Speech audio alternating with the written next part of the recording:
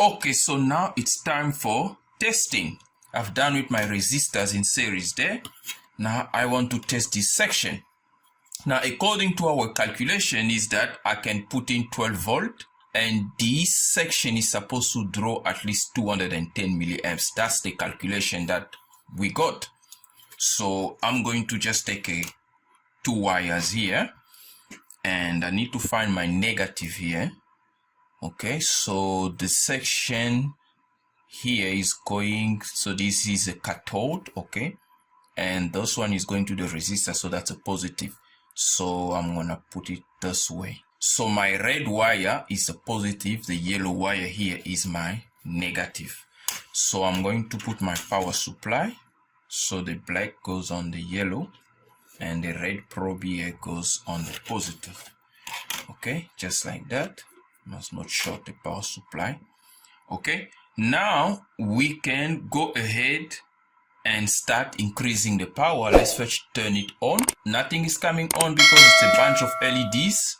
As we say that, okay, at 9 volt we are already getting something. Remember, we're getting something already because remember these LEDs start driving at about 3.2 there, 2.9 actually. But the optimum 20 milliamps, it says at about 3.6. So at 10, okay, there is a current limit. I need to remove the current limit. I'm gonna say 0.23. So this will be 230 milliamps. So that's 230 milliamps. As you can see, I'm drawing about 90 milliamps now. So that's 90 milliamps. I'm gonna go all the way up to 12 volt and we say that's going to be 210 milliamps, 210. Okay, let's just keep going. Okay, we are already at 230. You see guys, I told you this could go any other way. So let's switch it off again. I need to increase the current again here. 240. So let's make it 240 milliamps then. 240 milliamps. Switch it on. What do I have? This thing is drawing also 240 milliamps. Okay. Switch it off. Let's put my voltage to 12. Okay, so that's 12 volt. Okay, and now I'm gonna switch it on and it's drawing that still. Okay, so I need to know exactly how much current this thing is drawing. So to do that, I'm gonna go ahead and change the current again. Let's just put it to 300 milliamps once and for all. 300 milliamps limit. So what do we got? This thing is drawing also 300 milliamps. Okay, so our calculations, something was a little bit off. Maybe the resistance tolerance is not very good. Let's 400 milliamps. This is getting too much current. Okay, this is definitely getting too much current. Okay, now it's happy now. It's 330 milliamps. Not sure if you guys can see the current that it's drawing there. It's 330 milliamps. So it's drawing 330 milliamps. So for 7 branches, that is 330 divided by 7. So I'm putting about 47 milliamps on these UV LEDs, which is a bit too much. So in order to safeguard my UV LEDs, I need to change those resistors to a slightly higher value. So I can go to about 57 or 60, 63, 62 ohm. Yeah, about 62 ohm, so I can cut the current in half. Okay, so let me just first reduce these resistance quickly because I don't want these UV LED to last me like 6 months. It must last at least a year. So the current must be reduced to about 30 milliamps per branch. So let's put this off and do that calculation. Okay guys, you saw that what we did with our calculations according to our calculations here, we deduced that there will be about 3.6 volt drop on each one of these LEDs. So that is like an extreme maximum when there's a lot of current flowing in. So I decided to take one of the LEDs and test it again to make sure exactly at what point do I get 20 milliamps or at least 25 or 30 milliamps, so that I know the correct forward voltage. Now this is important because otherwise you're going to start blaming your math and electronics that's not adding up, or you're going to start blaming the resistance, tolerances and so forth. So I took one of the LEDs and plugged it again, UV LEDs of course, and turn my power supply on. Okay, it's already on. Then I start increasing my voltage. We know that when we tested it the first time, it was starting to turn at 2.9, which is correct. And then I made a wrong deduction to think that this thing can go up to 2.6, which is 3.6, which is wrong. So this one, typically you can see at 3.4 volt, I'm getting around 30 milliamps. Obviously, I can keep going on and on if I don't set the current limit. But what it will do is it's going to reduce its life expectancy, because these guys, 25 milliamps should be okay. 30 years, but not for a longer period. You must turn it off. Okay, so because I want to drive them slightly harder, so I'm going for 30 milliamps. So then you can see that my forward voltage there is actually 3.3, or the maximum there should be about 3.4 forward voltage for a 30 milliamps of current.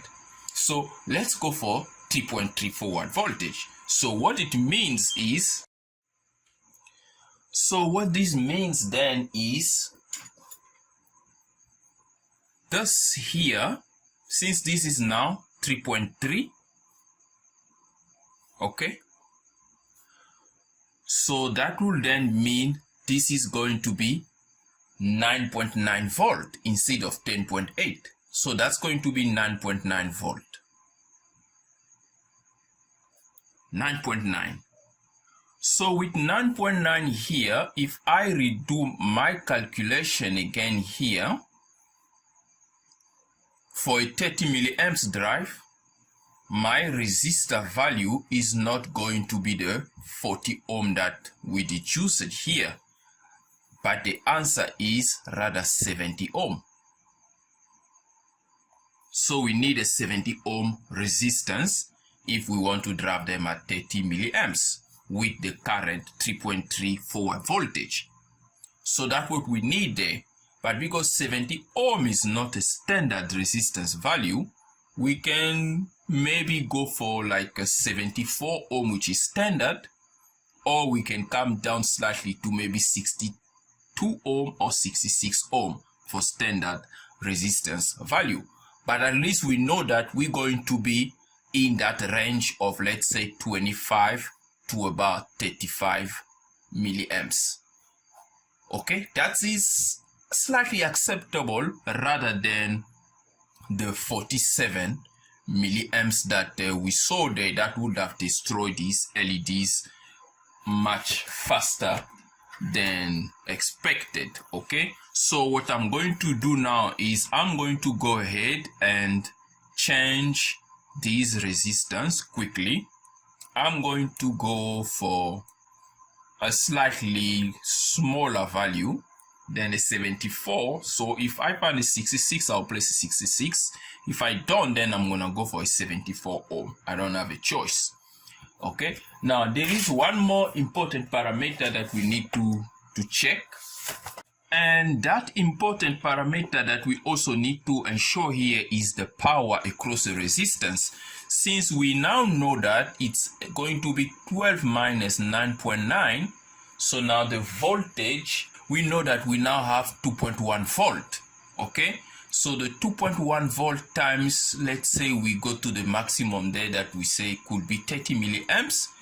So that's going to be times 0.03. So we're getting about 0.063. So that's about 63 milliwatt. Okay, and we know that this is a 125 milliwatt resistance, the 1206. So we are still okay. The resistor is still okay. 63 milliwatt over 125. We are more than half, almost half of its power rating. We are actually going to run it at half its power rating. So which means we are still okay for the resistor. Okay, so now let me go ahead and change this resistance value, and then we test again to ensure that we are in a safe mode. Okay guys, so I've gone ahead and replaced the resistors, and I found a 75 ohm. As you can see, the marking code on this resistor is 750. So that basically means it's a 75 ohm resistance. So we can confirm that quickly. So now to confirm our resistance, I'm just going to probe it. So just observe my multimeter here. I'm going to probe across one of these resistance here. Okay, so what are we getting? We're getting 75.1 ohm. Okay, so they are indeed 75 ohm resistance, 75.3. Okay, so they are some tolerances. So I found myself 75 ohm resistances. Now let me go ahead and power it. I'm gonna put my probes. Okay, the black one on the ground, that's yellow, and the red one on the positive. Okay, so here we go. I'll put it on, increase my power. Okay, my current limit is already set at about 250. So let's just go all the way up to 12 volt and see what we get. Okay, as you can see there,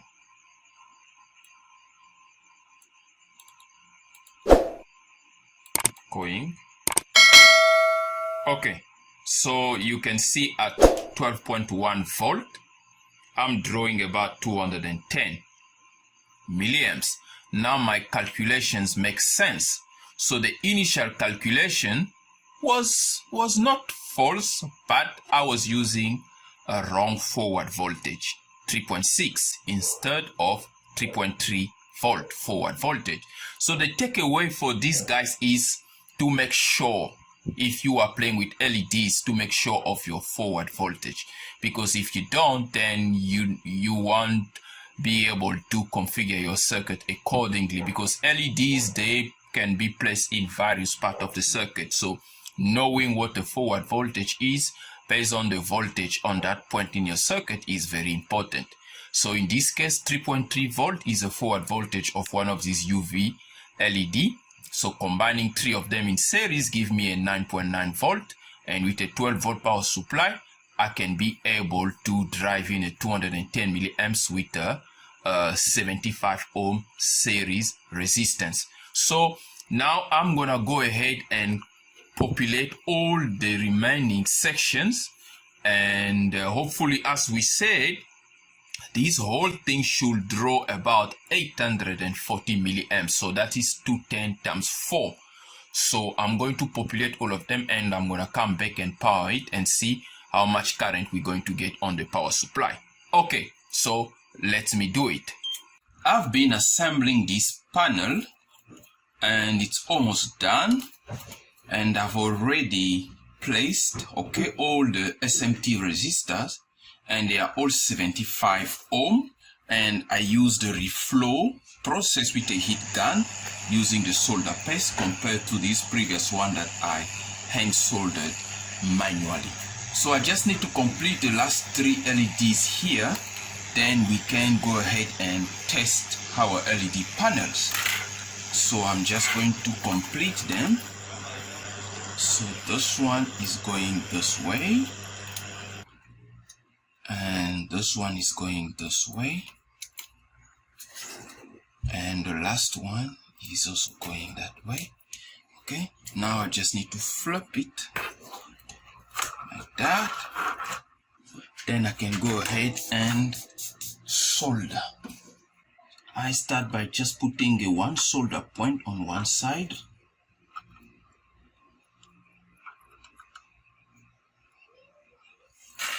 And as you can see, they are soldered, but they are a little bit skewed. Then I'll use my hand to just try to adjust them so that they can sit properly onto the PCB. Like that, you could hear that snap. I say, okay. Okay, then now I can go ahead and solder the next pin. Like this. And like that. Okay, so that is done. Brilliant. And then I can just go ahead and cut these long stretching pins here.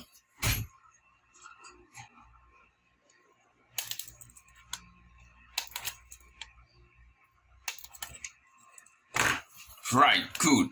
So now my LED panel is now completed. So all I have to do now is to test this UV LED panel, and we say that the whole panel should be drawing about 840 milliamps. That is assuming that each one of these branches is set at about 30 milliamps, or the whole section, parallel section, will be drawing about 210 milliamps. Then a total of 4 of them would be 840. So let's go ahead and have it tested so that we can see if we are indeed correct. Okay guys, it's now time to finally fully test this LED panel, the UV LED panel. It is now fully assembled as we've done. Now I'm going to go ahead and connect the plus of my power supply onto my wires. Okay, as we can see, the power supply is sitting at 6 volt. Now I just need to turn it on. Let me change the current limit, okay, because I know the current limit was set at 250 last time I used it. So let me go ahead and change the current limit to about 900 milliamps, so that will be just 0.9. So this will be 900 milliamps, because we know that the panel is supposed to draw at least a maximum of 850 or 840 milliamps based on the new calculation that we did. Okay, there we go. So let me just start increasing, and let's just observe the LEDs. We can see there's already something. They're already starting to turn on. You can see they are already starting to turn on. Now so far only 30 milliamps of current, obviously. Okay, as I approach now, I'm at 130 milliamps of current. 10 volt, that's 250 milliamps. All of them are on. All the LEDs are on. The UV LEDs are on. Let me go ahead all the way up to 12 volt. So we can see, you can see the current is really increasing faster. Okay, current is increasing, and we are 800, and that's 12. Okay, at 12.1 volt, and I'm seeing 830 milliamps, and 830 milliamps is exactly what we calculated. Let me turn off this light here so we can see clearly. Okay, so that is it, guys. If I increase the voltage to 12.2, we can see that it's 860 milliamps. So basically at 12 volt, we are going to be having about 810 or 830 milliamps. So which means our calculation is right on point, and basically the resistance tolerances and all other factors are playing in. So the whole board will be drawing about 9.7 watt of power. So I'm sure this will be okay to develop my PCB. So thanks for watching, guys. If you like this tutorial, please don't forget to give it a thumbs up and subscribe to CMTEQ channel for more tutorial like this in the coming days. Until next time, cheers.